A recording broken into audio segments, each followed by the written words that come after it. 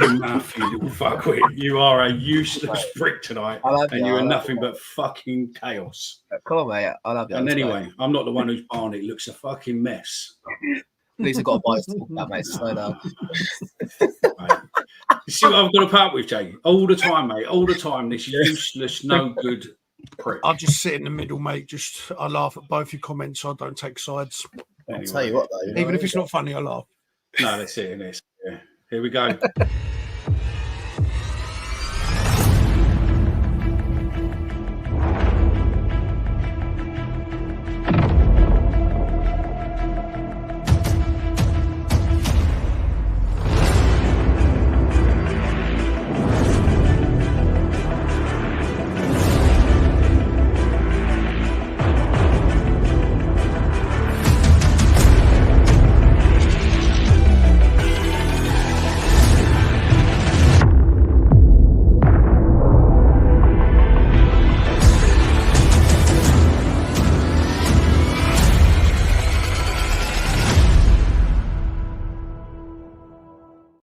Good evening, good morning, good afternoon, whenever you're listening to this. This is That Millwall podcast, and this is the Friday Night Live. I am joined by the useless prick to my right, the one and only Omar. Evening, Mickey. Hello, chat. Hello, boys. What's happening? You all right? I'm all good, mate. I'm all good. And we're joined by Jay, who is back from his holes. And how you doing, fella? You all right? All good, chaps. All good. Just before we do crack on, if you are on Spotify, please do search Fantasy EFL Show. It is the show what him and Ben are doing. And if you can give them a follow on Spotify or Apple, they will be much appreciated of it all. Just want to bring one comment up before we go anywhere else. Once I find it, wherever it's gone now, is Carl says, where are we? Hang on. There we go. Always look at you, guys. Super Neil Harris has a problem in goal. I'm not fucking surprised, Cole, because he's a striker. He's probably never really played in goal anyway. So, do you know what I mean? That's probably why he has a problem in goal. But, stick him up front and he can score goals. And, that's more important than him saving some. So yeah. So then, gents, we're starting. Everyone say hello to everyone. Say hello. Come on. Say hello. Hello, everyone. How are you? You're okay? There we go. Is that all right for you? Everyone who says hello in the comments, hello, how are you? Hope you're well. I don't need to put your name up just to make you feel better. You don't need to. I'll do it. How about that? I'll do it for you. How about that? As you can sense, Omar might not be on the show for much longer tonight. If you'd have joined us on the pre-show, you would have enjoyed it. You probably caught a glimpse of it because he started again once I press live like a bellend. But hey, it's all good. So good evening, Bobby. You are talking shit or you are smoking? Oh, Bobby's back, is he? Is he? They let him out of the mental home, have they? Yeah, he reckons that Nesbitt's off. So we're did you know you also got you got a Millwall list and celebrity in the chat here because apparently I spotted on telly at half time the other day. You were? I sent you a picture. I know everyone sent me the picture, which I appreciate. All three people, including my mum. So yeah, thank you. Oh, there you go. So, yeah. Thanks everyone. I was there. That's really bad. So listen, if you are watching, make sure you do press like. So far, there's about 4 or 5 of you, 6 of you who have pressed likes, and there's loads of you watching. So come on. Hopefully, we will be coming back to Twitter soon, but we don't know. It's Elon Musk now wants to charge you to be able to stream to Twitter, and it's sort of like. I don't know, with the amount of bots we get, mate, is it worthwhile? So, but you can find us here. We are here on YouTube, loving the life. So let's start. We had Watford at the weekend. What can we say on Watford? It was a lovely memorial game, a lovely pay of respects to Sarkic, and hopefully his family enjoyed that. Game-wise, I think it was quite a good game, not bad. I think we were unlucky. If we'd have managed to, 2 or 3 goals have gone in for us, it could have been a different story. But hey-ho, it was the first game and it was an emotional event and it is what it is. But we then went to Portsmouth, and in case you didn't know, Omar was there. And we went to Portsmouth on Tuesday where we beat Portsmouth. And that leads us nicely in. Let's have a listen to Omar now. Off you go, fella. Give us your thing on Portsmouth. think one of the boys said it in the comment section already, but it was an old school. It was an old school. It was an old school away day. I loved it. I was excited to go back there. I went my first time I went there was when Harry Kane scored that goal that they tweeted about during the week. Obviously, if it had time, let's stay up and get a result there. We had Mike Taylor in goal, Harry Kane up front. I was really forced to go back there. And yeah, an old school away day. I mean, half the ground was shut for them, but it was a good atmosphere. We turned up and got the win. About to say the 3 points there, but we won. We got our first win of the season, regardless of it being in the cup. Obviously, a few glimmers of stuff to look out for. Obviously, SA got his goal after the weekend when I thought he was quite poor on Saturday. A lot of people spoke about that, but we expect that from SA because he's a young player. But yeah, I think I was impressed on Tuesday night, and I think that's the benchmark, especially that first half, was starting to kind of kick on with this season. And I mean, I can see a few people commenting in there. Obviously, whoever was at the game, do share your thoughts. But honestly, I thought the first half in particular, and then second half we grinded it out. I've done a little monologue after the game on the way home. If you haven't listened to that on Spotify, be sure to check it out. I just thought it was good. It was a good performance, and it was a typical away win. 1-0 win away from home. I'll take that again tomorrow, please. Oh, I've just seen a comment from a certain person who you might want to have a little chat with. Oh, Bailey, hello. What was that? Duncan Watmore last week, wasn't it? Yeah. So Duncan Watmore's shit. Omar was mad for suggesting that he should play. And how did that turn out then, Bailey? Football, do you know what? To be fair to you, football's a game of opinions, and that's why, like, the thing that when we do this show, right, and we do this sort of content, you put yourself out there to give your opinion. What we're doing is the exact same conversation that I have with you guys in the pub. There's no filter to it. It's our opinion. And also, Watmore was discussed. Honeyman was discussed. I thought Honeyman was brilliant on Tuesday. Bailey, just put that one out there to you as well, mate, in the 10. But he should have scored. And then that was the whole conversation, obviously. If Fleming was there, Fleming would probably have 2 goals this season if the same chances came to him. But no, I love it. Look, we had he had missed 2 chances, like he's saying. But it was Fratton Park was a good away day. I loved it. I can't wait to go back in the league. Can't wait. You could have been standing back. You could have been standing next to him. You didn't even know. Do you know what I mean? So, yeah. If he's there tomorrow, I'll have a beer with him. Come on, that's what it's about anyway. Bobby, I haven't forgotten you. We just haven't got the shows up yet. We're just in the process of getting it all organised and then knocking them up. So don't worry, it is coming. There's a few other bits and pieces going on, mate. Some nice big options coming, mate. So, yeah, we just hold tight and you will be getting done. Don't worry, I said you would. So, yeah. Mike says, I think we were unlucky against Watford and did a decent job against Portsmouth. I think it's great that the youth players we've been banging on with for ages, saying, you need to give youth a chance, are now starting to get a chance, and they're starting to show that actually. Do you think Jay's really interested in us or interested in a football game? I'm absolutely interested. Oh, because you're just looking the other way. I think I'll just keep having a look. I do apologise. No, that's okay. That's okay. What is it today? I'm fucking pair of wankers. But yeah, come on. Yeah. It's all back. And I just think it's nice that the couple of youth players what are starting to play are actually taking their opportunities to actually run with a chance and sort of seal up and go, it's my position now to throw away. Marku, Massey, SA.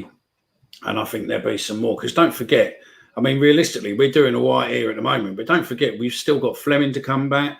We've still got Mayer to come back. We're possibly going to get in some others. And obviously a few more on injury. So you're like, we're doing all right.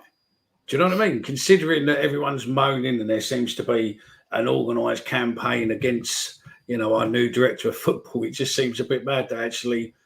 I don't see what the big panic is at the minute. I think we're okay.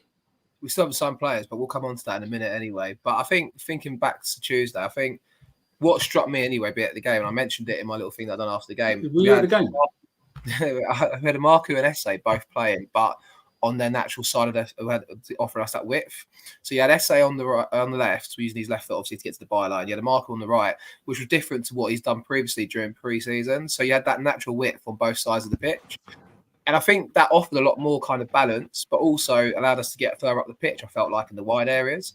And I think then that had a kind of knock-on effect, and it helped us kind of create the chances we did. But, I mean, Jay, I know obviously you've been away, but what did you make of Tuesday's result? Obviously, still in the hat, and then we've got Leyton Orient in the next rounds at home. It's a chance to potentially get through to the third round, mate. Yeah, I watched it back on the Wednesday morning when I was sitting around the caravan, and it's people can say, look, it was a weakened Portsmouth side, but they did come off the back of a fantastic result away at Ellen Road. And yeah, we did have to play probably, a real strong side, but it was refreshing to see Massey grab the ball by the horns with both hands, his chance for 60 minutes and put in a really impressive display at Fratton Park, which is not an easy place to go, really. It was nice to see Harris also kept the faith in SA, who delivered. He was at times. I know, again, look, I don't want to speak ill of the Portsmouth team or try and put a down on the win, so to speak, but he was unplayable at times. The confidence just to take the ball off of Honeyman and go, right, give it here. And dance in the box like he did with his quick feet. I thought he was brilliant. And then the subs come on and made an impact. And I think the most important thing out of that is it's a clean sheet. It's a really good clean sheet. They didn't have one shot on target.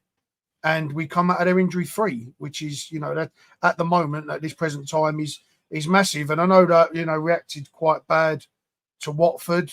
Me especially, I didn't want to see Duncan Watmore for love nor money, but Duncan Watmore was by far and away the best player on the pitch. He come on and he looked unplayable again. He's got a real turn of his number at the moment. Harris seems to really, really like him. And I'll be shocked if he doesn't start tomorrow. If anything, I've probably turned to the fact where I think he needs to start tomorrow, because what he offers us at the minute, what he offered us against Watford, because let's face it, Watford didn't win that game. We lost that game because they caused us outside of the set pieces and the silly goals we conceded. They caused no problems whatsoever. So it is encouraging. Look, I think we all wanted some bodies in this week. Myself definitely thought we needed some bodies in. Harris is a little bit frustrated, I think, for other reasons that we've spoke about privately. But it is encouraging to get a win in, whether it's the cup or the league. Yeah, it only builds morale and confidence that we can take into Bristol. I think on the Duncan Watmore thing, it's quite interesting. I don't know if you boys saw his interview in the paper the other day, but I think Harris mentioned he spoke to Watmore in pre-season and addressed areas that they want to improve on. The first thing was mentioned was the fact he doesn't complete many 90 minutes, and on Saturday he played the whole game. Which obviously he scored at the last minute as well. So, he's proven that his fitness has come on a bit more, because last season I felt like I often said you get 60 minutes out of Watmore and he's blowing. Yeah. On Saturday, obviously 2 late goals, played the full 90 minutes. That was obviously noteworthy. But also they said about how, try and score more goals. And I think he did go a bit under the radar towards the end of last season, Watmore. But when he came back to fitness, he was a better player on that side, I felt like, at times. So it's good to see him getting that kind of opportunity now. And I think also I noticed as well, for me, we all spoke about Massey for Tuesday, but the likes of McNamara coming into the side and Harding, who were both really good on Tuesday. Well, Harding was excellent.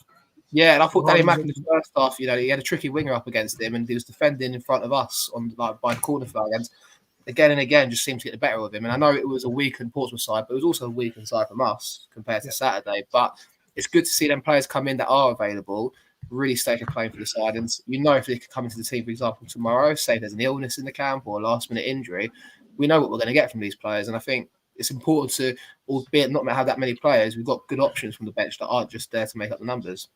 Well, they didn't just come on, did they? They come on and they actually put in good shifts. So they're actually pushing the guys in front of them. So it's not like they've just stepped in to give the guys in front of them a rest. They, like you said, the likes of Danny Mack and Harding, they come in, they played really, really well.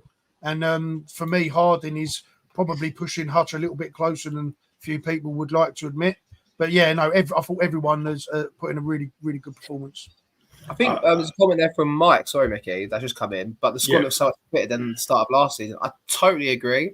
And I think Harris has said they've had the optimal pre-season on 3 or 4 occasions throughout, and how he's enjoyed the pre-season. But he's obviously worked them really hard. But they all look really, really fit and up for it. And obviously, it was 2-0 down on Saturday through a couple of mistakes, or one mistake, and one maybe you could have judged maybe the keeper could have got there or not. That's a whole debate for another day.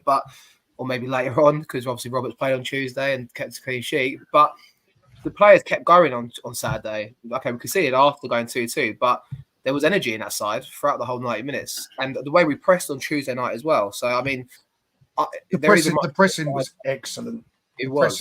It's probably, sorry to cut you off, Omar, it's probably the best passage, especially the first half, it was probably the best passage of pressing play I think I've ever seen in a Neil Harris side, because it didn't drop off one notch. It was relentless. And Portsmouth really didn't help themselves, because they got pressed a few times, but they continued to still try and play it out from the back, whereas you would try and change that up. But the pressing was so good. And your test, like what you was just saying about the fitness levels and the intensity to go 2-0 down like we did at Watford, and to keep the intensity, to keep our heads up, to keep the energy levels there, to bring it back and to be in with a chance, is testament to what Harris demands, because Harris demands you put in 110%, and he demands you give everything for the shirt. So I'm not surprised the fitness levels are above normal. Mickey, did you want to come in with something? Sorry, mate. Yeah, all I'm saying is, don't forget now, as of tomorrow's game, Tango is back in the squad pretty much. He's ready to go. So, he can't play tomorrow, can he? He's after. It's after tomorrow's game. So, that's his 3 games gone, and obviously he's there ready to go. So, when you look about it, when, a week or 2 weeks ago or so, coming up, people were moaning and going, you had Joe's Millwall polls, who do you think the transfer window's blame and all this lot, and all of that. And you're thinking, I don't understand why people are panicking like mad, because we always start rough, or we always buy journeymen. We're not buying journeymen as such. We're buying players what can give us a bit of pace and a bit of difference. And the youth players, what we've been banging on about for ages, have suddenly come in and they're flying. So, I mean, look, don't get me wrong. I don't want to say we don't need to buy anyone, because that's not what I'm saying. What I'm saying is that we're okay at the moment. I don't see the point of going for that Kelly if it's going to cost us a fee now. I think we'll be all right till January. And then going forward for the second part of the season from January onwards, when you really do need to make that push, you're suddenly going to have him coming in, and you'll have Mayer probably coming in then, and a few others. And all of a sudden, you've got, a load of players what haven't really been seen by the league, and you might be able to cause some problems. We're being patient, and that's for sure. We can see that. We are being very patient. But listen, it's all good being patient, but we know we've got to get bodies in. Yeah. So it's 2 weeks to go now. So but I like the different approach, because normally it is signing players to, make up the numbers, it feels like at times. And, we've signed Hutch back, which a lot of people are kind of on the fence about. But what you're going to get from Hutch is experience, and he is going to, be in that dressing room leading that team. And that one you can kind of forgive, for sure. But Bagley's probably got a point there, to be fair. Do you think the reason they aren't signing wingers is the fact Berylson has told Harris he wants the youth? Maybe. I think. Look, it's clearly they want to try. Bringing in people might block them. We have got assets there.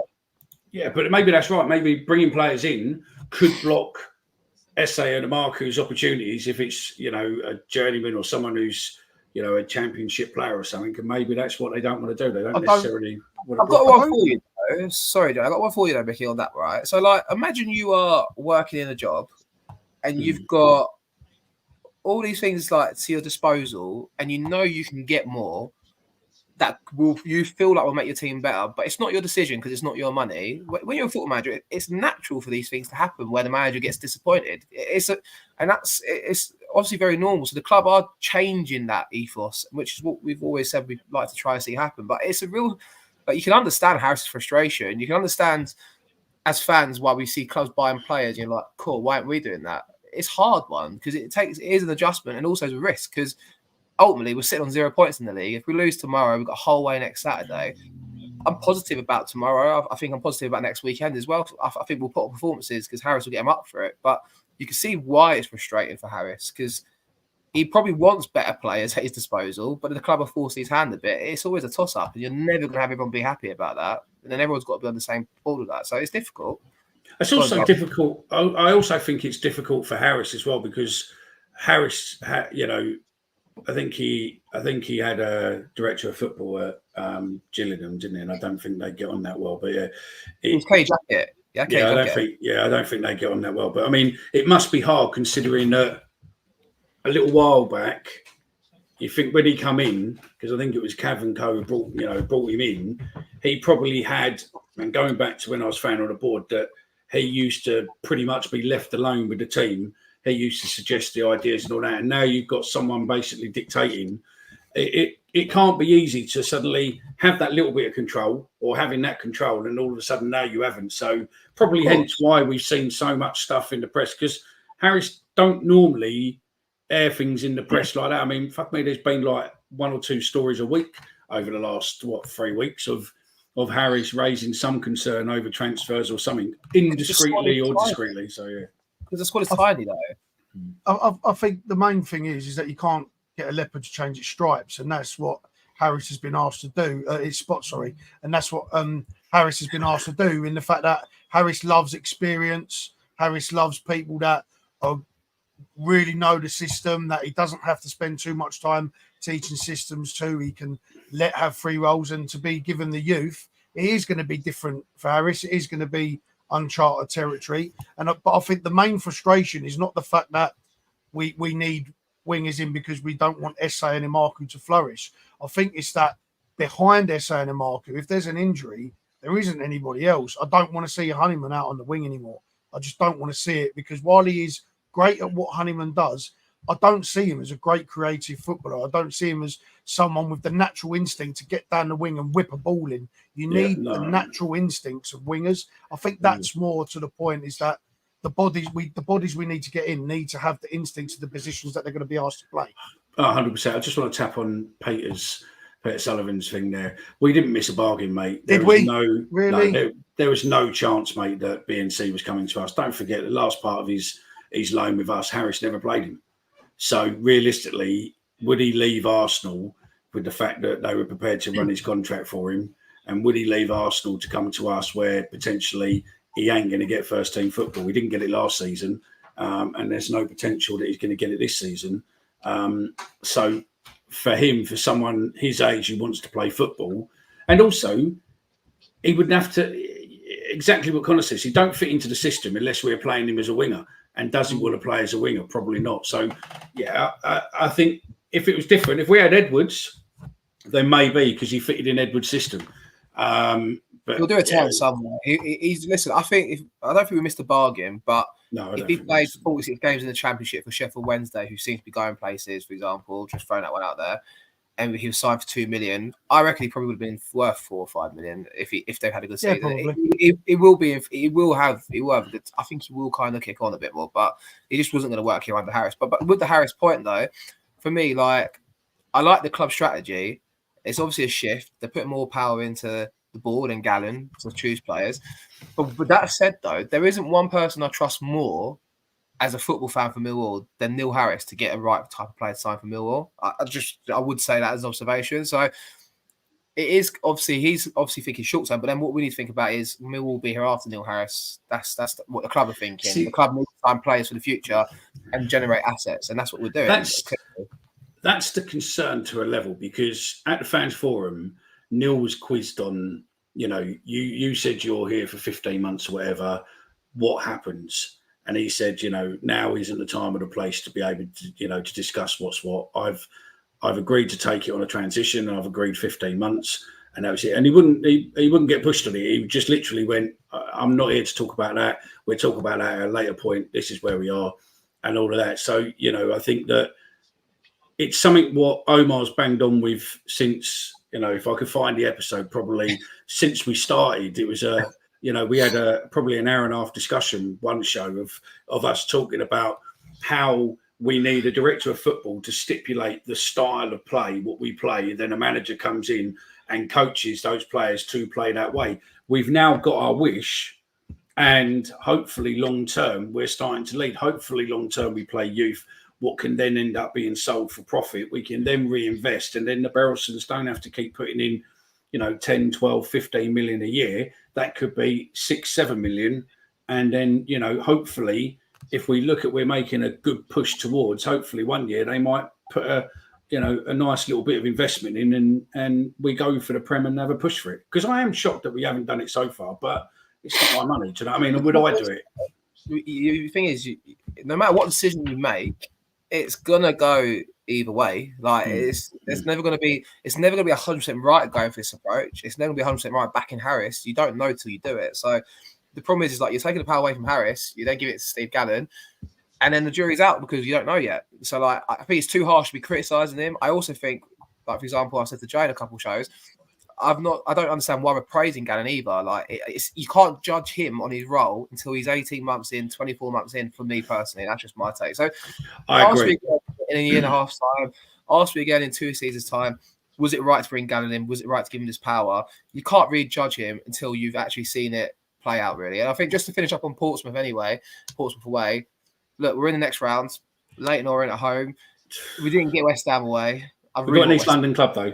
I want West Ham away so desperately. I've never been to Orient. I would have took Orient as well. No, I want West Ham away, hands down. I don't think it'll happen. Honest to God, I do not think it'll happen. That stadium, I've sat on meetings where the police have sat there and turned around and said that stadium which is exactly unpoliceable. It is unpoliceable.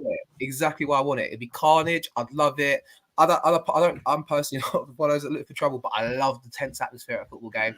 And that day would be written in the stars, mate. I would love to go to Olympic Stadium, London Stadium, to have West Ham Millwall. Taxpayers Stadium.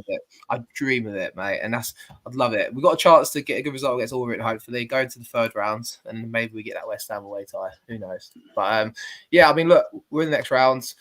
Good overall performance. We came through injury-free, and we're looking forward to tomorrow. I can't wait. But you got some questions, I think, Mickey, you start. Do you want to throw some of them up? Which one do you want to go to first? Yeah, one sec. Let me go into stars. So, Bobby says Massey will be the new Skulls. I think Massey. Yeah, he don't. Do you know what? On Massey, I thought he done all right. He didn't look out of place, and that's the best compliment you can give him. I think personally. Yeah, I think he fitted in. I don't think he was standing up. I don't think he looked great, but you're talking. Bobby's comparing him to arguably the best English midfielder we've seen in the last 30 years. And you spelled his name wrong. So I'm sorry, Bobby, but I am not. They've let you out too early, mate. Because I don't know who Massey is. That made me die as well. Before you go to anything else, Mickey, Massey's also got a new deal today. Got announced. Yes, he did. Long term, which normally means 24 months with a year extension. Brilliant. So, hopefully it is that or, longer. But, yeah, I think it's nice to see that we're tying the youth up now, which is good. It could mean that the Premiership have come in looking for him already and there's a potential offer on the table coming. So I would have thought so. And my question to that would be then is that if Kelly comes in, if we do pull it off, as reports are, we are trying to bring him in, who is a number 8. It's done. It's done. People are saying no, but trying to bring him in now. If the reports are true, if we do manage to do that, now people are saying he's a winger. He's not. He's a number 8. He's a box-to-box central midfielder. He's a George Savile replacement. Does that then see Massey go out on loan with now that we've secured his future? I think so. I think Massey wouldn't be out of place. Like I said the other night, I don't think he would look out of place to be the fourth option, and that's in the midfield. But at the same time, if you get the opportunity to get him out to League 2 for the season, he's going to play 30, 40 games. I don't think he would stifle his development. I think he's at that stage maybe where, I think he needs to put himself in the shop window. We've got a long-term deal now. Put himself in the shop window. He's young. If someone comes calling, they got to pay up, haven't they? He's not going to put himself in the shop window sitting on that bench. The trouble is, right, you can't get too loyal to footballers, and this is it, because especially if we're going to do this model, we can't get too loyal to SA. Every player's got to have a price tag, and this is what you've got to think, right? Exactly. If SA scores 15 goals this season, is 19 years old, he's worth 10 million pounds in the modern football world. That's crazy. But you can't then get too loyal to them. You've got to go, right, this is your price. And that's where someone like Gallon's got to go, right. And the successful clubs are self-sufficient. And that's what we need to do. That's all it matters about, right? Is that there, right? It don't matter the player wearing that. The benefit of the listeners, it's the Millwall badge he's holding up. Right? It's that, right? And that's the only thing that matters, nothing else. And it don't matter who's wearing that shirt or anything else. Yes, we love them while they're here, but they are a commodity. Same as, CEOs and managers and everything else. They are just custodians of our club while they're here, and that's it. And they go. SA, another year, goes for £10 million, sell him all day long. But, Massey, again, £5-6 million, sell them, because that reinvestment is where you want to go. That's where you want to go. Playing for a season to put them right out there on the window, then sell them. This will be already. Yeah, mate, don't surprise me. I'm telling you. Yeah, it's falling off the kit already. These I'll tell you what this is from. This was, if you remember Bomber, basically I got 4 seasons ago, when the Lionesses went from being Lionesses Millwall before they had to rebrand and start again from the bottom. Well, Bomber did the Queen's funeral, and when he did the Queen's funeral, he wanted a Millwall badge to put on the inside of his jacket, and I had a couple of the legitimate Lionesses ones, and I took a couple of badges off there, and I'm doing something else with some of the other shirts I've got, which we'll talk about at a later point. But yeah, there's that's why I've got the badge. I wouldn't necessarily destroy, and that's why it's grey, because it was from the grey kit they had. Did anyone else see that? The bloke in the wheelchair giving it to SA after he scored, which I found highly amusing. Daily Millwall's got a question for Omar before we go on. Safe standing, any good? Yeah, no, I thought it was actually right, to be fair, and I do really want Millwall to have that kind of thing in there, safe standing. Yeah, same. I've got a picture with Bomber, by the way, for his Millwall badge, if you're interested. No one's going to really care, but there you go. His Millwall badge is in there. There's Bomber. Fun fact. But no, for some reason I decided to search that out. But no, safe standing, I liked it. It was good. And I really think they should do something like that in the Cold Lane ends. I think it'll be made for... I'm not going to go down the ultras route or anything like that, but I think I love standing up watching the football. Away from home, we always do standing up anyway. I do anyway. I would be for safe standing at the Den. And it was funny on the ticket, it was plastered all over it because I had a seated ticket apparently. And it was like, it's strictly seated seats, but I didn't sit in my seat anyway because that's the first thing you don't do on the away game anyway. So but it was standing and it was good. I thought it was really good actually, the safe standing. No, that's it. Right. Josh Brodowski it says, what more is to have a season like Bradshaw and 17 goals coming, I promise you. If Watford get 17 goals this season, we'll be looking up than down rather than down, that's for sure. Okay. If Josh Brodsky, if Watmore scores 17 goals this season, we will buy you a shirt for next season, okay? You will, not we, you will. No, he will. Yeah, Connor says Massey was brilliant. Was not shaking or hesitant at all. I think you're right there. We looked solid against Pompey, where silly mistakes cost us on Saturday. Completely agree. Was it coincidence? First game Memorial and we lose to a last-minute goal? Probably not, to be fair. Evening, lads. I feel we're going to have a good side this season.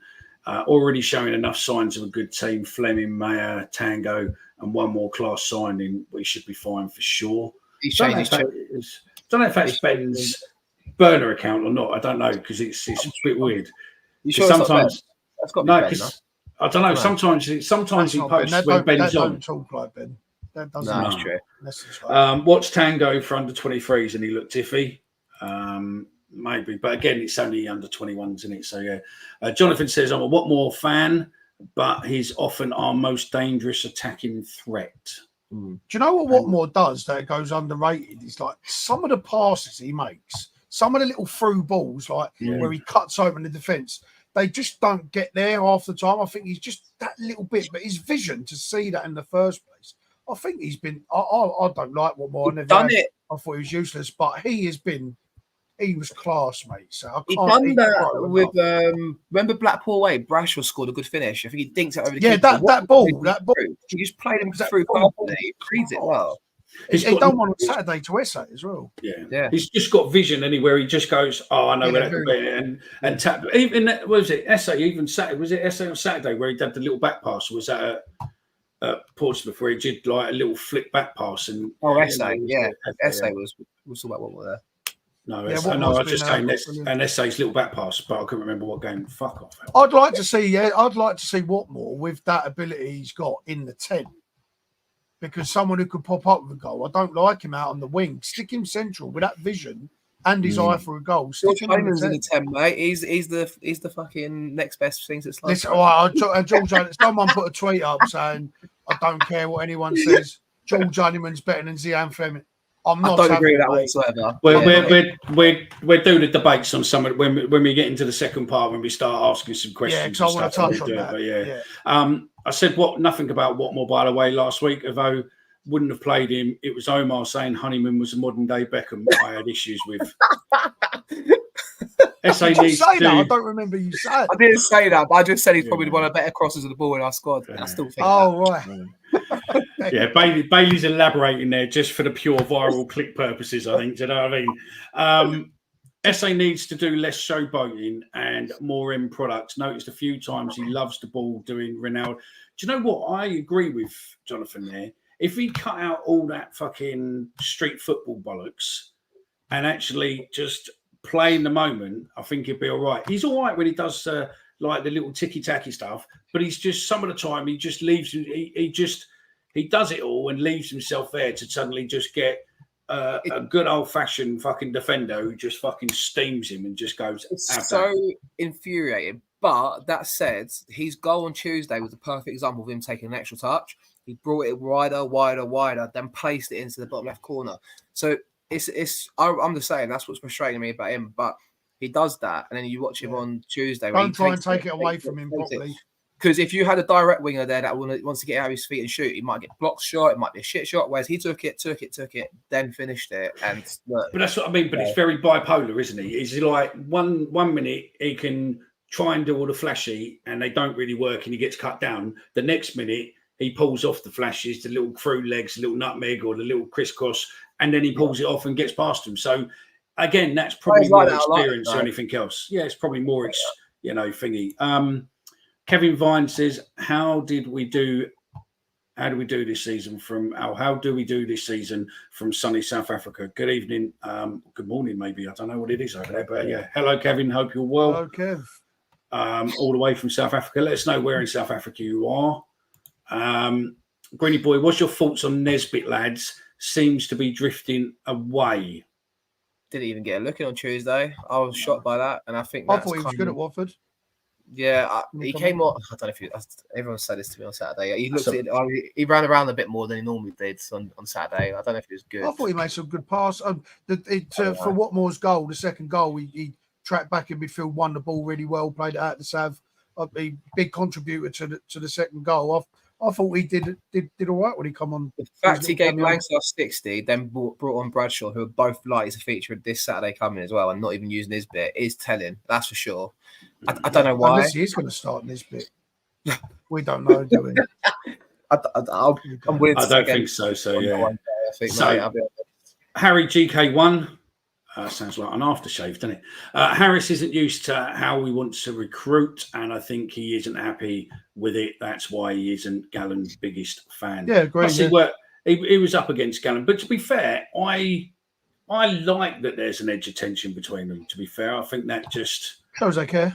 You work with, I've worked in the years with managers who, there's always a little bit of edginess with it. So yeah, it's all good. So yeah, they're not paid to get on with each other, though, are they? They're paid to do a job. Yeah. Gallen's employed to be here and for the long term. You'd hope Harris is here for the long term too. I want him to be personally, but managers are going to be selfish, like I said earlier, because they want their own players. They want to sign players that they think are better, whereas Gallen's brought in to steady it and do what the club wants to do. So it's Harris has always been in jobs where he's been able to bully the people above him as well. And Gallen's got a lot more experience. He's been around the game a long time. He knows his job, and he's not going to be bullied by Harris. And Harris doesn't like it. Yeah, and the checkbook comes out for the director of football now, not necessarily for the manager, and that's maybe what you can say for this. Yeah, but this is modern football, though, Omar. The successful clubs these days are self-sufficient football clubs. They replenish by selling the talented youth and then bring some experience in, bring the youth again. They're self-sufficient football clubs. If we want to be successful, this is how we need to operate. Harris don't like it. But we're going down the right route. I don't want to mention 100%. That manager's name that we had for 4 years. Don't mention him. It's a tenner fine. But we all know who that manager is. But then I just got fed up with seeing Mason Bennett, Ryan Woods, Scott Malone signed because they're players that he worked with in the past. Mikel Kieftenbeld and Kieftenbeld. Listen, there's always going to be manager loyalties to players that done well in the past. Sometimes you need a bit of that, but at the same time, you do need to have the looks. Well, that's why the title head coach is different to manager. Yeah, and also, I mean, let's not beat around it. Harris did the same. Harris used to bring in a few older guys. He done it at Gillingham as well. Do you think if Joe Edwards still here, hypothetical, he'd give Sean Hutchinson a new contract? Never. No, 100% agree with that. 100%. So the reason why Harris is like Hutchinson knows what he's about. I like Hutchinson, by the way, and I'm for him staying around. But if Joe Edwards was here, he would never have kept Sean Hutchinson. This looks completely different if Joe Edwards was here. Yeah, 100%. That is the definition of right manager, wrong time.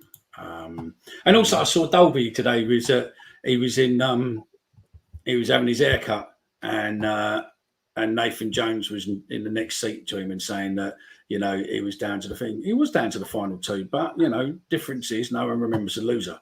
So you lost to an unknown manager, and now you're at Charlton, who hasn't beaten us in well over 10,000 days. So there we go. Andrew Roberts, we also need enough cover, not only for the injuries, but also over the Christmas and New Year fixtures. Do they have an extended holiday where games come thick and fast? No, I agree. And players need to be rotated tirelessly. I fully agree with that. And I think we will by then. I think by the end of this transfer window, I think we'll have a few more players in. It's just... Where the fuck are they? They're coming. Also, we're talking about Femi and all that from Reading, but the trouble is Reading's ownership is up in the air. So no one can make a decision at the moment. So you're fucked. So, where'd you go? And then obviously we're linked with that Middlesbrough guy, and I think they're looking to buy someone else. So we ain't signing him. Gonna move we ain't signing him. That ain't going anywhere until, they get someone in. So, yeah. Listen, they was talking about 3 million before he went and embarrassed Leeds United the other night. There's no way he's coming to Millwall. They're signing. The rumour is that they're signing someone a lot better allegedly, and they're going to end up playing him, and he won't get played. So they do want rid of him. You're talking about Coburn, Josh Coburn. Yeah. So more Josh Coburn. I don't think there's any way he comes. You've got to look at the statistics on that around question, the players that we got. If he did come, would that be a fantastic signing of intent?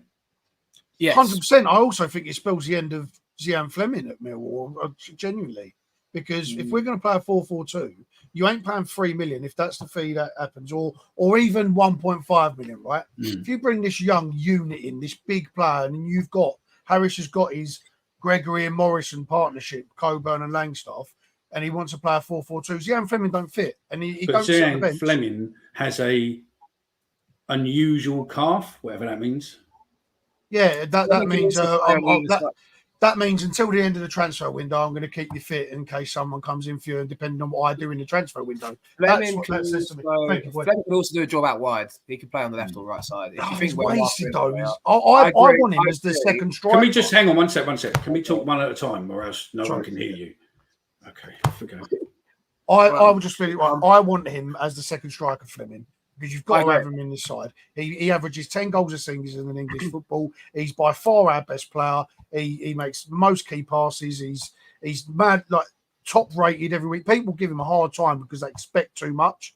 If we bring in this Coburn and we go traditional 4-4-2, that Colburn's not going to sit on the bench. Langstaff has not come in to sit on the bench with his goal record. I think Zian Fleming could be a guy on the way out, and I don't want to see that. For the sake of spending money that we don't necessarily need, if Fleming could be that second striker. I'd keep Fleming. I think he sticks around. I get where you're coming from if we go for the 4. But I think Harris is also persevering with this 4-2-3-1. I think this is what Harris wants. I agree with that. I would look at probably Fleming might go into more of a central midfield position, like an attacking midfielder. I've banged that drum for a while. I think he would be. That's where I could see him going. If we get Josh, so play Josh and Macca as the front two, and then you have Fleming just behind, and then obviously you've still got SA. Well, like a diamond. Is that what you're saying? Like a diamond? Well, you say diamond, mate. When was the last time we played a diamond, and what happened then when we played youth? So, burns us right on to this next question. Steve Lloyd says we've lost our youth for fuck all for years. We're now tying him up for contracts to protect ourselves. Exactly, and I think it's a good move. Yeah. It was only said at the fans forum the other day that Josh, who's looking to go, another Josh. I was just looking to go. Josh Stevenson, he's not signed for Brentford, has he? No, he hasn't signed for anyone. It'll be. He's still our player, actually. So yeah, it won't. I don't think no one wants it to go to tribunal because they could be in thingy. So yeah, I've got a feeling though they can sign him regardless. So if they do decide to sign him, then it forces the tribunal. I think. Yeah, but they won't want the tribunal because it could cost them a fortune. I know, but I'm surprised the deal's not been tied up for him yet. The thing is, though, Omar, on that, if we're gonna, if he's getting that much interest and he's got that level of quality at the age he's at now, if we're that serious about keeping him, put him in the first team. What is he, 18 now, 19? He's at Massey's age. Put him in the first team. Why do we need a Harden if he can play? They can't in a minute because I think it's at that age of they've offered him a contract, and because of his age, we've offered him a contract. What he hasn't signed yet, but he's still on because he's a youth player. We still got those. Yeah. If they want him, it'll be under the logistics tribunal. So they've offered him a contract, but it's probably easier for him to sign a contract with us than then we make an agreement with them for a fee going forward, and then letting him go, and then possibly it goes to tribunal, and tribunal just absolutely hammers, the Premier League and go, actually, we think he's worth X. It also doesn't set a good precedent for deals in the future for clubs, that Premier League clubs that look at youth, because if they let this happen, tribunal for say, he signs a deal to get a bigger deal, then every club will follow suit, and it will just ruin that for the Premier League clubs, But although that's a good thing for us, but I think we need to try and get that sorted, because if we do ultimately keep him, get him in the first team. Yeah. So let's crack through some of these. So selling thingy there. What's that? Should we move on? Okay. Should we move on to Bristol? Yeah, go on, move on. So we'll talk about Bristol City away. What's your feelings with them? I think we're going to win personally. So I'm going to look through the chat while you two now talk bollocks. But I think I don't think they're a threat, and I think we'll probably end up beating them. I think we could probably beat them quite comfortably as well, maybe 2-3. Save your prediction until the end, mate. But no, we have got Bristol City tomorrow at Ashton Gate. And if you're going, obviously put your comments below. Let us know if you're going or not. But I think I'm looking forward to it, to be fair. It's a proper away day, Bristol City. We're spoiled, I think. Portsmouth away, then Bristol City away, and then Hull away even. The away days are firmly back, that's for sure. But I mean, I'm looking forward to it. If you don't know, obviously Bristol City drew 1-1 last week at Hull. I think Bristol City took the lead in about the 80th minute, and then Hull got a last-minute goal. I believe it was even a penalty, actually, as well. They then lost at home to Cov in the Cup this week. So could be some tension there at Ashton Gate tomorrow. I mean, I know it's only the Cup. No one gets too down about that or too up about it. But regardless, they lost to Coventry 1-0. Jay, what are you thinking? How are you feeling ahead of tomorrow? I just feel like pretty much like yourself, Omar. I feel pretty confident. I think the way we play, the discipline we play with, and the tenacity we play with will be too much for Bristol City. I think they're a team that are a bit of a shell of themselves. I don't think they know what they want to be at the moment with the players that they've got that are coming in or potentially leaving.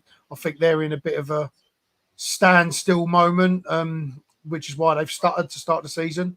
The win on Tuesday will give us massive amounts of confidence. I expect to see continuity with the team that we put out because the squad is a bit smaller. So I fully expect to go there and I'll take a draw though. Don't get me wrong. An away day, if you could get a point away from home on any day of the week, it's a good result. But I think we'd go there and beat them, definitely. Yeah, and I know they just signed Scott Twine today. I can see the comments saying that now. And obviously Conway, I believe, has gone there, if I'm not mistaken. So they've spent a bit of money this week. They've got a few players that do grab the eye. And obviously, but I looked at their squads from last weekend. You got Jason Knight in there, Max Bird, players that were decent for Derby, and young players that are desperate. They've got like 40-year-old Nike Wells as well, still. Haven't they? They've got Liam Manning, who's the coach there, that is looking to play football. Sorry, they have Sol Conway. That's my bad, actually. But for me anyway, when I watch this side, I don't see any standouts that scare me or worry me. I think they're going to be a passing side, so they'll be moving the ball around quicker. So we'll be tested out of possession. Obviously, Harris has prized himself on our side being good out of possession and keeping our shape. So, look, expect them to have a lot of the ball tomorrow. I feel like it will be a kind of backs against the walls on occasion. But if we've got the likes of Esse in the side, or even a Marco if he gets the nod, a bit of pace in there, I'd fancy us. If it's still 0-0, 60 minutes in, and the Marco comes on, and we're trying to nick a win, I don't know. I mean, obviously, we scored in the 94th minute last season there, didn't we? Hutchinson got the goal. The omens are there. It's a good stopping ground for us, isn't it? And I think that's exactly what it'll be. I think Esse and Watmore will probably be the guys that start out wide, and you'll look to get Marku on late to do that, to stretch with his pace, to open up Bristol City, because, like you said, they're really hard to read. You can tell the sort of team that we are. I can't really tell what Bristol are. Sometimes they look like they shut up shop. Sometimes they look like they want to attack. But when they play against us, they can't do both. You know, they've got to try and break us down, which would allow us to bring on the type of players we got to then open them up. And I just don't think they have the depth outside of the players that you just named. They're quite an aging squad as well, a lot of their players. The continuity isn't quite there. I don't really rate Liam Manning. I really don't. I don't know where the hype ever come from with Liam Manning, but I think he will get outscored by Harris. I really do. I think we'll shithouse our way, we'll frustrate them. They'll get the ump. And Bristol City, there last year on New Year's Day, they get the ump very quickly. The fans turn real quick if it doesn't work down there. So I expect us to shithouse our way to 3 points. Manning's one of these coaches that are part of the City group. You know, Man City poach these managers and put them in jobs. Yeah. The thing that goes under the radar doesn't get well documented, but I remember hearing about it a little while ago. They have managers that they put into jobs to see how they do and progress Strange, them. isn't it? And if they do well, they'll give them a job like give them to Melbourne City or give them to New York City or whatever clubs they got. And it's like, it's weird. They poach these managers to try and progress them and see if they've got it in them. Like a bit like how Chelsea have now got this Strasbourg side in France, and you know they'll put managers into positions to see how they do. So like that shows how much power these clubs have, by the way, at the top level, because they do put these managers. Also, Watford as well. Watford owns Udinese, isn't it? Yeah. And it was quite funny because if you look in, I was speaking to a Watford fan on chat this week, and he was saying that basically the Udinese fans were moaning like fuck because they'd done really shit last year. So far this season, they've spent about 15 million on players. And because they've spent heavily on players, it means that Watford hasn't. So it's like both of them don't do it. So because all the fans were moaning, they've thrown all the money at them. And hopefully, you know, it might not work out and they go down, which means it's great for us. It's a whole different world. And that's something maybe we should talk about another day. But yeah, I mean, look, I'm excited though. I think I do fancy us to go there and maybe nick something from that tomorrow. It's hopefully we've got a decent following. I think we've rumoured to take a decent following with us tomorrow. It's the first league away game, so I'm going there confident. I don't expect us to be pressed in the same way we did on Tuesday against Portsmouth. I think Portsmouth had some players out there that we felt like we could get after, and we did that for the goal, for example, hadn't even pressing and winning the ball.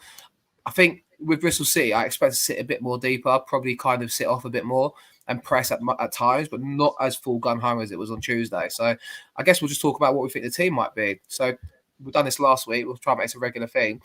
We'll start with the goalkeeper. And I suppose that sparks a bit of a conversation because obviously it's only been one game, but Jensen obviously, you know, flattered to deceive last Saturday. But I suspect, for me anyway, Jensen stays in and comes back into the side on Saturday. What do you reckon, Jay? And obviously that whole debate because Roberts came in on Tuesday and done all right, I felt. Yeah, Roberts looks efficient. I mean, don't get me wrong, he didn't really have anything to do. He didn't have to make any weldies or, you know, but he looked commanding. You could hear him very clearly on the corners that Portsmouth had. He was very calm, you know, very controlling. It was a good debut from him without having to do much. I do think, like you just said, I think you can't, like the same situation with like SA, how he was kind of scapegoated for how poor he played on Saturday, back in the team. I don't think you can do that with Jensen. Roberts was always probably going to play in the cup. I don't think there was anything behind that.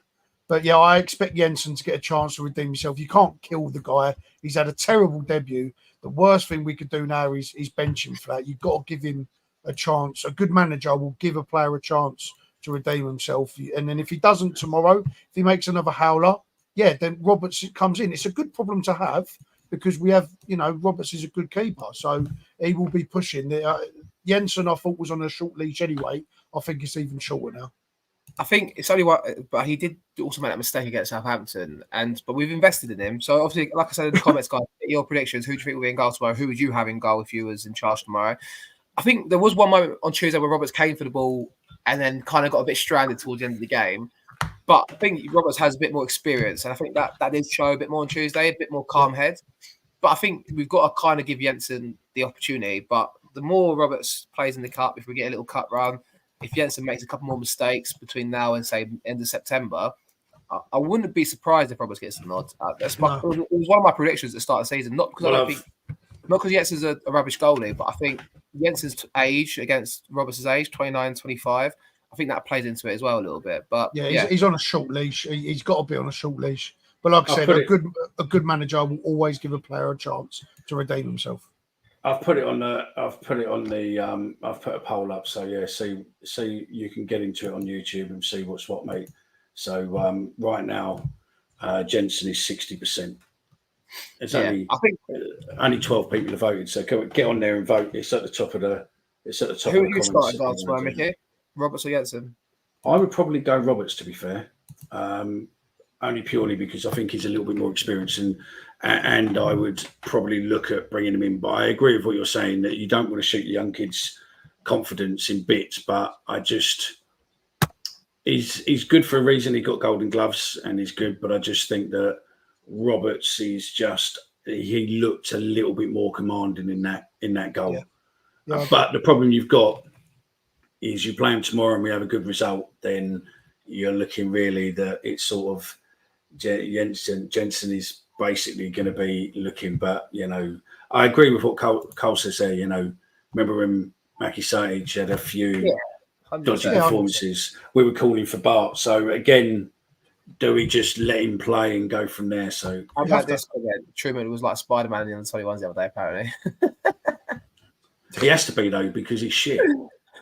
Yes, agree. Some of the comments seems to be quite split between Roberts and Jensen. But I think if you're the club, you've committed financially, especially to Jensen. You've committed to both of them. Roberts is a 1-year investment to see how it goes. But Jensen, we've given him a long-term contract. He's spent for a 700,000 in rumours to be.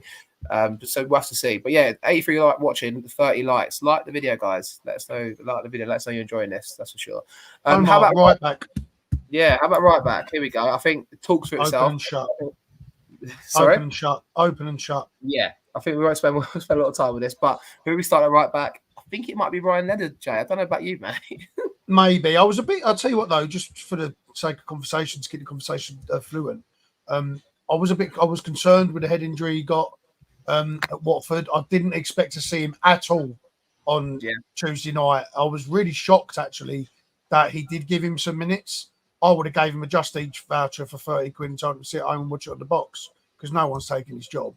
I didn't really feel the need to play Ryan Leonard or to bring him on. I thought we should have given 90 minutes you could have put Harding out at right back or whatever. But yeah, I was a little bit, I didn't think that was the best decision from Harris. But, if Lenny's fit, he goes. So yeah, I fully expect it to be none other than Ryan Leonard. It was interesting because he took Brian off after the hour, put Danny Mac left back and put Leonard right back. But then when Hutchinson came on, I was thinking, right, he's going to back 5 here for the last 5 to see it out. But what actually happened was we had Harding go to right back, and Leonard went into the middle of the park. Centre mid, which was like, I didn't think we'd ever see that again. And I don't want to see it, because the reason he moved out of centre midfield was because he kept getting injured, and he's suddenly a good serviceable right back. So I don't want to see that. But I was not happy the fact that he played Tuesday. I've got to be honest. Yeah, I mean, he obviously he came for unscathed anyway, so he probably starts me tomorrow. I mean, Mickey, Leonard right back, foregone conclusion for you as well, mate. Yeah, I think realistically that I think we will finish. We will start with the players who finished at Portsmouth. So I'll go Leonard rather than, realistically, Brian is probably. That means Harding's play as well, mate. Are you sure? I think Harding's all right. I don't dislike Harding. Neither do I. But he's a Harris player. We have 3 centre halves on the pitch at the end of the game, so I don't think we'll start with that tomorrow. That's all. I think we'll end up with 3 centre halves in about the 90th minute when we're 1-0 up and we've got 11 men behind the ball. Listen, that might go with Harding. If you listen to people, Harding is supposed to be an absolute fucking good egg at the club.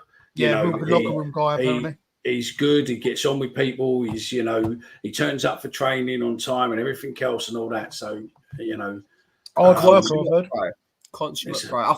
Like I said, I was in Mercia because I went to Mercia, by the way. Did you? I was impressed with how. I was impressed. I was impressed with how Harding was talking at the back. He was leading and he was talking a lot, and he was controlling that, marshalling that defence a bit, which surprised me. So, yeah, a lot of people saying they're right back all day long. We're all the same. Centre half pairing. Now, this is where it gets interesting. I suspect it will revert back to Hutch and Cooper. I wouldn't be against Harding playing, and I said this last week. I would have personally played Harding last Saturday, but knowing Harris, didn't start Hutch on Tuesday. I think he's going to revert back to Hutchinson and Cooper, isn't he, Jay, on tomorrow? Yeah, again, another decision. I didn't really want Hutch to play, for someone who's been out for a while, to play 3 games in a week or be involved in 3 games in a week. I think mate, could it be a bit too much? Could he be a bit leggy? I personally would go with Harding. Thought Harding looked really good, looked really fit, looked like he can go again at the final whistle. But it will be Hutch, purely because he makes Cooper such a better player as well. And away from home, you need that. You need him to keep talking. So yeah, I think it'd be Hutch and Cooper. Yeah, me too. I think the comments are saying similar. Hutch and Cooper from Bailey. Harding played well from Steve. I agree. He done well. Harding and Coops from Daily Mill, to be fair. Hutch and Coops from Adam here. So yeah, I think it probably will be Hutch. Well, there you go. As the Stephen says, Hutch to play last minute win and almost sprints the length of the pitch. I mean, hey, Stephen, strange things are happening. Good evening, Stephen, by the way. Or Claire, whatever you want to call it. Oh, that's fucking below the belt. I went there quick. Anyway, midfield 2. I guess he reverts to Savin Denor. What do you reckon? I think Mickey, Savin Denor back in the side tomorrow. Yeah, I think so. I think probably that makes a good sense. They can pass the ball around a bit. So yeah, I reckon you're probably there. So yeah. Yeah, I think for me anyway, I thought Denor was all right the other night. He gave the ball away a few times, but when he plays that position, he's looking to get on the ball a bit more and play them sort of passes. So I suspect Sav will be back in, won't he, Jay, and probably Denor partner him. Yeah, I think so. I thought they was good at Watford. They didn't really trouble us through the middle. It's a good 1-2 punch. Saville breaks it up. He talks in midfield. He's got the experience, and Denore can spread the ball. So yeah, I think it'd be them two until obviously we get some more players in. I don't think Massey will get any minutes personally. Yeah, I think if we're winning 3-0, yeah, possibly then Massey might come on. But yeah, I think there's a few comments there. People say Saville and Homer, for example, centre mid. I think he likes Denor in the middle. He's giving him his opportunity. He's running the sides, obviously with Mitchell's injury and stuff. I suspect it'll be Saville and Casper. Saville's just a battler. He's made for away games like Bristol City away. Yeah, I've had that. That's the perfect analogy. An away day Sav is probably if you could tie that up when you get a new midfielder in and use Sav in them situations, that'd be ideal. Oh, yeah, 100%. definitely. And in the wide areas, I suspect it's got to be Marco and Esse, isn't it? Watmore, mate. He scored twice last weekend. I think a Marco drops to the bench tomorrow. For me, I would want a Marco to start. I really would, but I think it's probably going to be Watmore on the left, Esse on the right, or Watmore on the right and Esse on the left. Maybe it's interchangeable. I liked the width, like I said on Tuesday night. But yeah, you would lose elite. His elite crossing, to be fair, wouldn't you, if you played? But he's playing the 10 anyway, Bailey, because he's a top consummate pro and brilliant footballer. But no, what about you, Joe? Who you got in the wide areas, mate? Yeah, Watmore, definitely Watmore. Esse, I think you need to continue to allow him to be flamboyant. He got his goal. He's obviously high. Watmore, like you just said, 2 goals, 100% has to be them two with I won't go into the next position, but with Imarku coming on late, as we said, to sort of run into the channels and stretch them a little bit. Yeah, I think Harry said after the game on Saturday, didn't he? Imarku's best games for Millwall have been from the bench. Yeah. And it's hard because it's basically nailing him down as an impact. But look what he did on Saturday. I personally think he's not going to wait long for his start in the league. It will come. Maybe a game where Esse drops out if he's not playing, if he's trying to, rotate the squad a bit, and he will get his opportunity. But I just think Watmore obviously doesn't deserve to be dropped for sure. And Esse on the back of scoring on Tuesday, I think them two get the nod personally for me. Mickey, got anything to that? Yeah, I think you're probably right, but I'd like to see Imarku play, but I think we're pretty much going to end up with the team what we played, what finished on Saturday, on Tuesday even. So yeah. He didn't say he plays left back, but Joe Bryan left back, right? I just think that. No, it's in. You said Leonard, so yeah. I missed the left back position. Yeah, so, you did. Yeah, left back. Joe Bryan. Joe Bryan left back, and then I guess the man himself in the 10, George Honeyman. Do you know what? I watched his interview. He done like a 7-minute interview on the club socials on Mill TV, and I watched it. he's contagious, Honeyman. Like he's the kind of person called for West Ham or Palace and all that. He was loving it. Yeah, and like Yeah. he's contagious because like he done a little interview yesterday on the club socials, and you just listen to him talk. You're like, yeah, I love you. Like even I always talk about it. Stoke away, 95th minute, we're winning 1-0. The game where Fleming scored, and like he's running in the corner flag, he's bombing on, and he's grafting for that side, and you want that player in the side. Listen, I know I get daggers for it, but I thought he's on Tuesday. He led that team, a lot of inexperience in the forward areas, and he marshalled that forward line as well. The question is, I suppose, does Bradshaw come back in? I suspect he does, but yeah, I'm going to go Honeyman. I wouldn't be opposed to Honeyman and Langstaff, to be honest, tomorrow. If you think Langstaff's fit, maybe it's harsh on Bradshaw, but I don't know how. Is Bradshaw going to get back in the side tomorrow? I suspect he will, but if it was Honeyman and Langstaff, I wouldn't be against it after them two pressing the other night. No, I totally agree. I think Langstaff and Honeyman would be a good call because they're both quite pacey and they both sort of work well together. So yeah, I think Bradshaw. Problem is with Bradshaw, yeah, look, he works hard and all that, but he just can't fucking score goals, and he just hasn't got the pace. You can see him struggle if he has to run through and they block him a little bit. He just hasn't got the ability to get past them for thingy. Dropping the compliments. Who you want your front lot past your front pairing? Yeah, I guess it's Langstaff or Bradshaw, isn't it? That's the question up front tomorrow. And Jay, who do you want, Langstaff or Bradshaw? I want Langstaff, and I think it'll be Langstaff. I think Bradshaw is someone good that could come on late on if we're winning to chase down. He understands that role really well. He can do that role really well. So I think you need to try and win the game first rather than try and win it second with bringing Langstaff on or Emarku on late. Go to try and win the game first. So I think you have to, if he's fit now, which he seems to be, he come on at Watford, started at Portsmouth. If he's fit, he has got to be the main man. So Langstaff's fit. Yeah, that's what I'm saying. You've got to back him as well. I think you got to back him. You signed him. Yeah. He's come in as our new striker. I think for me, like the jury's out till you see the player enough at times to give your opinion. But at the moment, maybe he's nursing him through that toe surgery that he had in the summer. But listen, he started on Tuesday. You want to give him the opportunity to play in this division. You've signed him. I think. Listen, I love Bradshaw for what he offers in the sense of he's hardworking. He does the job. He will do the nasty job. He'll do the nasty work and throw stuff about. But at the same time, then I suppose maybe there's an argument to say, I think this is time for Bradshaw to move to the side because you can sign this new striker in £700,000 or however much we paid for him. Mate, the most prolific striker in the EFL. If he's fit, that's what we brought him in for. Play him just because I don't see if Bradshaw plays and Honeyman's in the 10. I don't see where we'll get many goals from unless Watmore can deliver it again because Honeyman's not a goal scorer. Honeyman's not got that killer instinct. He'll run around and he'll press high and he'll allow others to come in and create, which he did for when he made the tackle for SA to run on. He will do that. But Bradshaw, for me, just doesn't have that killer instinct anymore. He's someone better at pressing that can come on late in the game when there's tired legs to help press to keep teams out. Langstaff, if he's fit, you have to play him.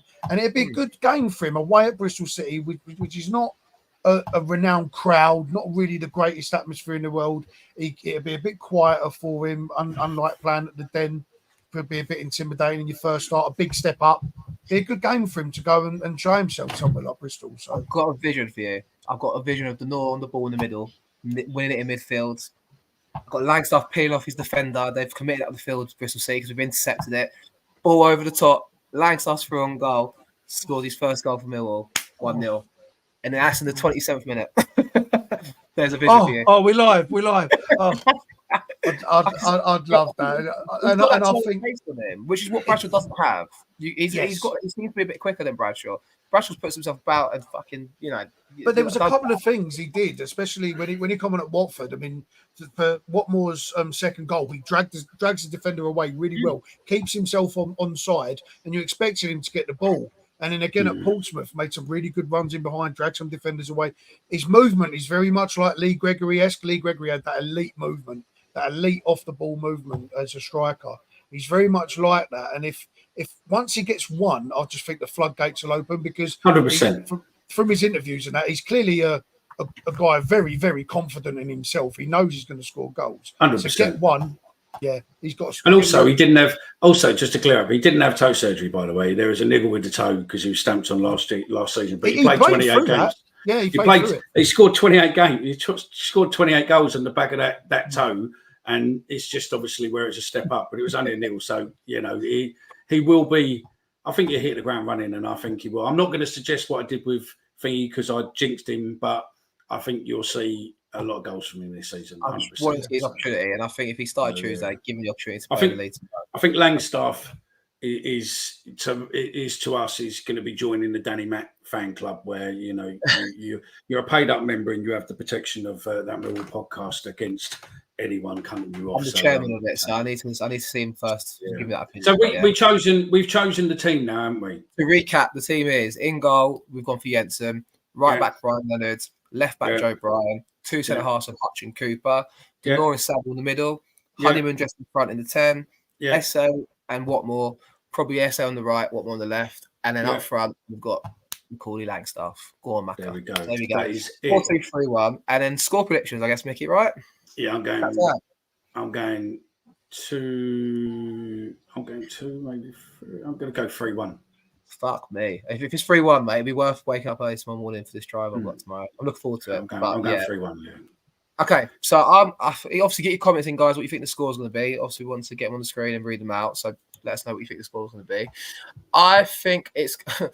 I predicted in the Championship prediction league that we do, I predicted a 0-0 tomorrow. I hate to say it. I will take a 0-0. And I said it earlier on, if you said to me right now, 0-0 tomorrow, clean sheet away, I'll take the 0-0. But now I've done the show, we're talking about it, and I've had the vision of Macaulay Langstaff scoring his first goal. I'm going to edge towards 1-0, but my heart says 1-0 Millwall. My head says take the draw 0-0. There you go. So I'll give you 2 predictions for the price of 1. Joe, what do you reckon, mate? Right. I'll put something in the chat that I got laughed at, and even got old friend Stephen got the odds up. Right. I'm standing by that. We're going to win 4-0 tomorrow. Langstaff's going to get 2. SA's going to get 2. SA's also going to get 2 assists, and he's going to walk over in fucking in sheer hysterics at his great game. He's going to give Liam Manning a slap for being cheeky, and that's that. 4-0. I'm telling you, 4-0. Langstaff and SA are going to score 4-0. I think what I will say is, like, as opposed to last season when you talk about these away games we went to, like Blackburn, we had 1 shot on goal the whole game, and Obafemi scored it. I think there's enough quality in that side that I can see us on the counter attack scoring goals. I really can, and I think out of possession, we know what we're like with our shape. But it's just then, can we explode? Can we get SA on the ball? Can we get Watmore on the ball in the wide areas? Can we play through the striker to score a goal? I can see us nicking a goal. I really can. And that's like, I'm not saying the performance dictates us to have 20 shots on goal, but when we have the opportunities, we create that great chance for Honeyman in the second half on Tuesday. We've got a great opportunity in us, 1 or 2 a game, and we just need to take them when it comes to us. That's for sure. I think we'll batter them. Yeah, I really do. I don't know. Peter says 2-1. Steve Lloyd says 2-1. Bailey says 0-0, same as Omar. Maybe Bailey is Omar's burner account and he's just round with himself. Chris Brown says 1-0. Chris Purcell says 2-0. Paul says 2-1. Dan Riggs says 2-1 Wall. Longstaff and Watmore.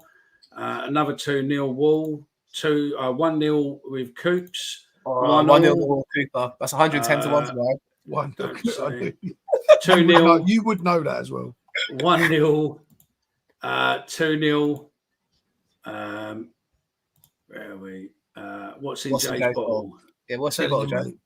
Just the old Nestle Pure Life, and that is a pure result. And I'm telling you, don't come at me when we win 4-0.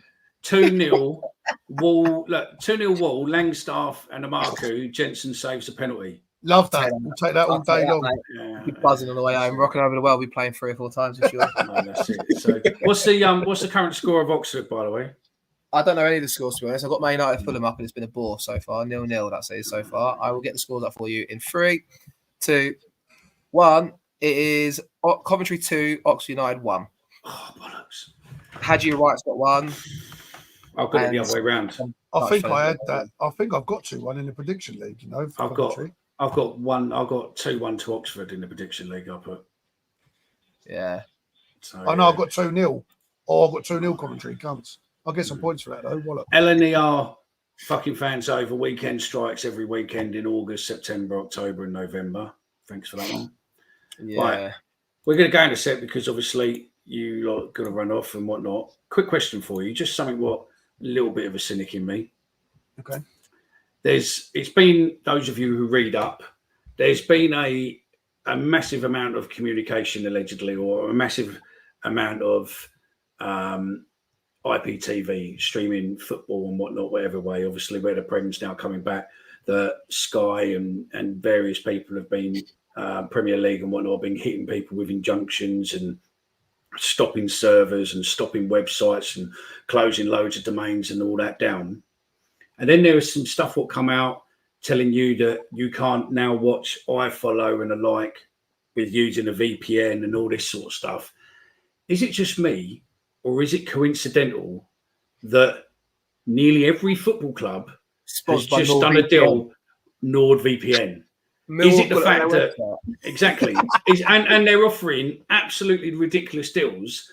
And is it the fact of that all the EFL, Premier League, Sky, etc., are basically going to demand the IP addresses from people who are using it, but of the servers they're going to, and times? Oh, it's 2-2 now. Okay, and they won't necessarily know what you're watching, but they'll be able to know this server, these times, so they'll be able to get a better detail. We already know that Sky, in case you don't know, this might be a shock to you, but Sky, BT already share IP data with the Premier League and EFL anyway, hence why most of these get big TV deals, because obviously they share all the data, so they know where it's going.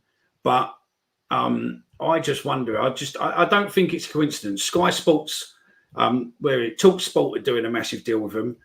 Every single football club's doing a deal with them and offering you like fucking 7 months free and all this sort of stuff. There's a reason for it, and it's just so they can track you. Oh, of course they can track. I mean, listen, Chris is going, I have NordVPN and I'm blocked by Sky and BBC. Exactly, yeah. Do you know what I mean? It's all about tracking. So I've got a little story. So I used to work for Virgin Media. I was a manager there. And everyone used to get their chip boxes. Allegedly. Right? Allegedly. But you used to get these, obviously, the chip boxes. Everyone fucking had them. And we had a massive meeting once that they used to only be able to track the boxes. They could always track the boxes from day one, but they could only track them to like somewhere in England. And then after a while, it was right, it's somewhere in southern England. And then it'd be an area. And after a while, they could then track them to a door. This went on for about 20 years. And we actually had a big list of people that had these. And one guy got arrested, right? He had this chip box for 32 years. And his argument was, well, I've only just plugged it in. But it's only because that they was able to track it to his door. And that's him finished for life now. So if you are thinking about doing it, just be careful, because these cunts, this NordVPN stuff and that, it's only out to get you. So just be careful. It's too coincidental that all the football clubs are basically saying, don't use this. And all the football clubs know that when you watch iFollow, a lot of people will buy the streaming legitimately from the clubs through the overseas package and do a VPN over here. You've now got to give a proper address and all that, and then now potentially, but it's NordVPN is probably the most VPN by choice, and also it's just coincidental in it that all of a sudden all the football clubs stay away from them, and all of a sudden everywhere you look, they're all going down the same route. Just be careful, because I've never used the IP. There's something else in there. There's something in there. I mean, listen, it is what it is. You'll find, people will find out tomorrow what Sky and all of that lot have got up their sleeves, mate. Tomorrow will be the big day, and that'll be the day where people will learn of what little beauties they've got. So yeah, it's a constant battle. If you're in that game, it's a constant battle between them and them. So, but I just think it's a strange offering from the club, and the fact that it was 4 months. And now the Premier season's just about to start. It's now gone up to 7 months. Yeah. My advice would be, let someone else be the chancer before you. Yeah, let someone else chance it before you do, because you don't land yourself in trouble for the sake of watching a fucking game illegally. Just don't do it. Yeah. There you go. So yeah. Other than that, I think that's it. I don't think what do you call it? Well, I think the it's none of us, so that's all right. Danny Chappell and Lions Raw is obviously leading. Stephen's winning with us lot. Unfortunately, Jay, it's Stephen, Omar, me, and then a lot further down the list is you. The Championship Prediction League, isn't it? Yeah. One week, mate. I'm telling you, watch out. There's only 2 points in it between me, Omar, and Stephen. So how many points in it between you lot and then me? 3. Or if you look at Stephen, 5. You're 5 away from Stephen, 4 away from Omar, and 3 away from me. I'm like Millwall, mate. I'm a slow burner. Yeah, or as what we call it, shit. So, Right. yeah. Cheers, everyone, for watching. Cheers for the There comments. was something else, but I can't remember what. But yeah, don't worry about it. So yeah, thank you very much, everyone, for listening and watching. Omar, any final words? No, get me to Bristol. Come on, you lads. Let's fucking That's go. it. We could still do a review before you fuck off. If you can just press that like button, that'd be really great. Other than that, Jay, any final words? No, let's hope for a good result tomorrow. I'm telling you, 4-0. Football's well and truly back. So yeah, buzzing. First away day of the season. That's it. So get rid of that comment for me because it's fucking harsh. And yeah, there we go. So giddy up and get away. Oh, we're going Millwall, and we're going today. Here we go. Rocking all over the day.